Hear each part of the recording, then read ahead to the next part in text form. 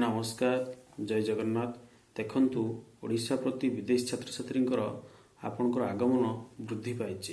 तेणु ओडिशा रे आपणकर छात्र छात्रींकर विदेश छात्री प्रवेश संख्या बढ़िछि। तेणु श्रेष्ठ 10 रे ओडिशा स्थान मध्य स्थान पाइछि। एही तथ्य अनुसार आपणकर चलंतु देखिबा ओडिशा देशर 10टी राज्य मध्य स्थान पाइछि।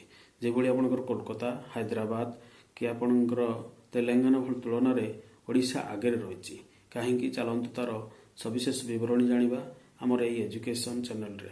जदि आपण आम चैनल को लाइक कमेंट करना आज ही करंतु। देखंतु आपणकर गोटे रिपोर्ट पाई 2021-22 आर्थिक वर्ष रे international of zone of higher education India report अनुसार यही तथ्य अनुसार आपणकर घरोई शिक्षानुष्ठान रे आपणकर 2362 जन विदेश छात्र छात्री मैंने यूजी पीजी एवं पीएचडी यही रिसर्च पाठ्यक्रम नाम लगे। किंतु आपणकर देखंतु विभिन्न राज्य रे जेभଳି कर्णाटक रे सर्वाधिक पढ़ुछंती 5954 जन। से भली आपणकर देखंतु पंजाब रे पढ़ुछंती 5847 जन। से भली आपणकर महाराष्ट्र रे पढ़ुछंती 4818 जन। से भली आपणकर उत्तर प्रदेश रे पढ़ुछंती 4231 जन। तमिलनाडु रे पढ़ुछंती आपणकर 3866 जन एवं गुजरात रे पढ़ुछंती 3422 जन। एही भली आंध्र रे पढ़ुछंती 3106 जन। से भली दिल्ली रे पढ़ुछंती 2727 जन। विदेश छात्र छात्री माने आपणकर विभिन्न राज्य रे आसी पाठ पढ़ुछंती। से भली देखंतु 2362 जन ओडिशार नवम स्थान रही। तेणु उच्च शिक्षानुष्ठान रे आपणकर ओडिशार स्थान मध्य अच्छी। से भली आपण देखंतु केउं देशरू केते आछंती। नेपाल रु सर्वाधिक आछंती आपणकर भारत को 3151 जन। अफगानिस्तान रे मध्य आछंती भारत को आपणकर 2893 जन। यूएस रु आछंती आपणकर भारत को 2893 जन। से भली बांग्लादेश रे आपणकर 2606 जन।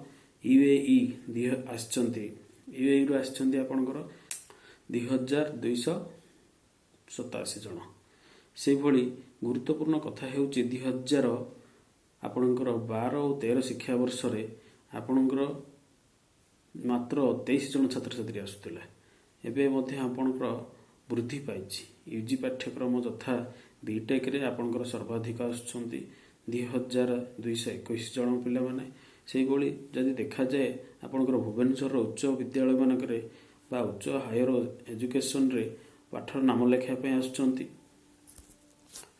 भुवनेश्वर उच्च शिक्षा अनुष्ठान रे पिला माने पाठ पढ़िबा सहित गवेषणा करिया मध्य आछंती। अधिक विदेश छात्र छात्री मध्य ओडिशा को आछंती। तार कारण होउची कोन आपणकर नीति आयोग कहिची जे आपणकर गवेषणा प्रति छात्र छात्री आकृष्ट होउचंती विदेश छात्र छात्री माने। कारण शिक्षानुष्ठान उभय सरकारी और बेसरकारी रे सेमानकर सुविधा सुजोग दिया जाउछि। सेथिलागी आपणकर विदेश छात्र छात्री माने आपणकर ओडिशा को आसुचंती।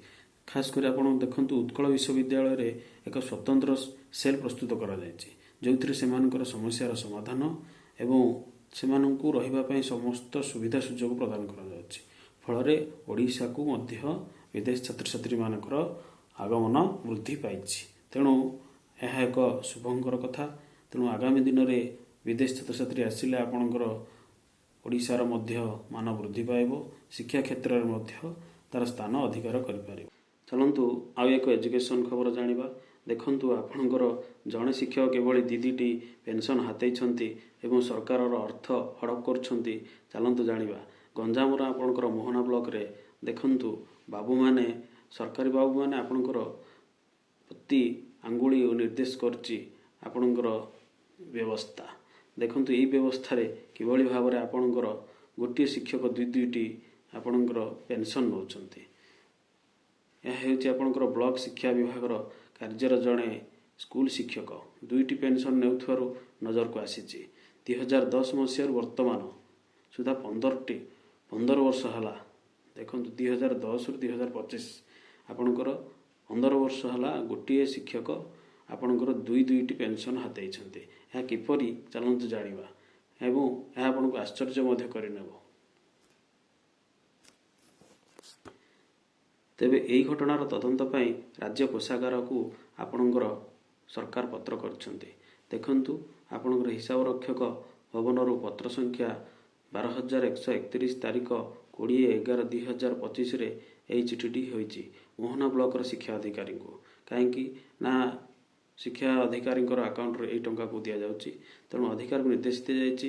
ସୂଚନା ମୁତାବକ ଆପଣଙ୍କର 2010ରୁ ମସିହାରୁ ଏପର୍ଯ୍ୟନ୍ତ ସେ ଅବସର ନେଇଥିଲେ। ରାଜ୍ୟର ଏହିଭଳି 32 ଜଣ ଶିକ୍ଷକ ସରକାରଙ୍କର ଏଇଭଳି ଆପଣଙ୍କର ଦୁଇଟି ପେନ୍ସନ୍ ନେଉଛନ୍ତି। ଦେଖନ୍ତୁ, ଆପଣଙ୍କର 2ଟି ଲେଖାଏଁ ପେନ୍ସନ୍ ନେବା ମଧ୍ୟ ଆପଣଙ୍କର ନଜିର ଆସିଛି। ସେଥିମଧ୍ୟରୁ ଗଜପତି ଜିଲ୍ଲାର ଜଣେ ଶିକ୍ଷକ ରହିଛନ୍ତି। ତାହେଲେ ରାଜ୍ୟରେ ଆପଣଙ୍କର 32 ଜଣ ରହିଛନ୍ତି ଏବଂ ଆପଣଙ୍କର ଗଜପତିରୁ ଆପଣଙ୍କର ଜଣେ ରହିଛନ୍ତି। ତେଣୁ ରାଧାକୃଷ୍ଣ ଆଚାର୍ଯ୍ୟ ନାମର ଜଣେ ଶିକ୍ଷକ ଗଜପତି ଜିଲ୍ଲା ମୋହନା ବ୍ଲକର ଆପଣଙ୍କର ଏହି ବ୍ଲକ ମୋହନାର ଆପଣଙ୍କର ଦେଖନ୍ତୁ ବେତାରସୀ ବ୍ଲକ ଆପଣଙ୍କର 2010 ମସିହାର ସେପ୍ଟେମ୍ବର ମାସ 30 ତାରିଖରେ ସେ ଅବସର ନେଇଥିଲେ। ଆପଣଙ୍କର ରାଧାକୃଷ୍ଣ ଆଚାର୍ଯ୍ୟ ସେପ୍ଟେମ୍ବର 2010ରେ ସେ ଆପଣଙ୍କର ରିଟାୟାର୍ଡ଼ ହୋଇଥିଲେ। ତେଣୁକରି ଏହାପରେ ସେ ତତ୍କାଳୀନ ବିଡ଼ିଓଙ୍କର ସୁପାରିଶ କ୍ରମେ ଆପଣଙ୍କର ପତ୍ର ସଂଖ୍ୟା 311ରେ କ୍ରମେ ଆପଣଙ୍କର 14/2011ରୁ ସେ ତାଙ୍କର ପେନ୍ସନ୍ ଲାଗୁ ହୋଇଥିଲା। ପରେ ଆପଣଙ୍କର ସେହି ଶିକ୍ଷକ ନାମରେ ପୁଣି 2012 ମସିହାରେ ମଧ୍ୟ ଆପଣଙ୍କର ତତ୍କାଳୀନ ମୋହନା ବିଡ଼ିଓଙ୍କ ଦ୍ୱାରା ସୁପାରିଶ କରାଯାଇଥିଲା। ଫଳରେ 2011 ଆପଣଙ୍କର ଗୋଟିଏ ପେନ୍ସନ୍ ଆପଣଙ୍କର ସୁପାରିଶ ହୋଇଥିଲା। ସେହିଭଳି 2012ରେ ଆପଣଙ୍କର ଗୋଟିଏ ଚିଠି ଏପ୍ରିଲ ମାସରେ ସେ ମଧ୍ୟ ଆପଣଙ୍କର ଗୋଟିଏ ପେନ୍ସନ୍ ଆପଣଙ୍କର ସାଂସନ୍ ହୋଇଥିଲା। ଏହି 2ଟି ଯାକ ପେନ୍ସନ୍ ସେ ରାଧାକୃଷ୍ଣ ଶିକ୍ଷକ ଆପଣ ନେଇଥିଲେ। କିନ୍ତୁ ବର୍ତ୍ତମାନ ତାହା ଧରାପଡ଼ିବା ପରେ ଆପଣଙ୍କର ଶିକ୍ଷକ ଜଣକ କହିଛନ୍ତି ତାହା ଫେରସ୍ତ ନେଇଯାଆନ୍ତୁ। କିନ୍ତୁ ଏଠୁ ପ୍ରଶ୍ନ ଉଠୁଛି, କିଭଳି ଭାବରେ ସରକାରୀ କର୍ମଚାରୀ ଅଧିକାରୀମାନେ ଏହା ଜାଣିପାରିଲେ ନାହିଁ ଯେ ଗୋଟିଏ ଶିକ୍ଷକ 2ଟି ପେନ୍ସନ୍ ନେଉଛନ୍ତି। ତେଣୁ ଏହାର ତୁରନ୍ତ କାର୍ଯ୍ୟାନୁଷ୍ଠାନ ପାଇଁ ବିଓ ଅଧିକାରୀଙ୍କୁ ଜଣାଇଥିଲେ।